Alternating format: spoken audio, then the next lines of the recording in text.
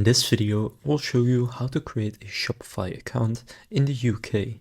So as you can see right now, I am in the UK right here. And in order to get started, first of all, you can just go and click on the link down in the description. By doing that, it will take you to this special page where you can enjoy a 3-month, $1 per month trial on top of a 3-day free trial. Now, this is the best deal that you're going to find for Shopify. So if you want to claim it, you can sign up again through the link down in the description.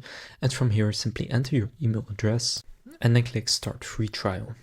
Now you can see my location is set to the UK and I will get a 3-day free trial and then 3 months for £1 per month.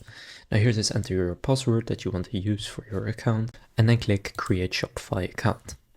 Then it says welcome to Shopify. Now you can just go through the setup and just click on I don't want the help to show you that I now actually have my store. So right now it's going to take me to Shopify and I now have created my Shopify account and store. So now you know how to create a Shopify account in the UK. If this video was helpful, please consider leaving a like and subscribing to my channel. And again, you can go and sign up through the link down in the description to get the special offer where you get 3 months for £1 per month. And with that being said, I will see you in the next video.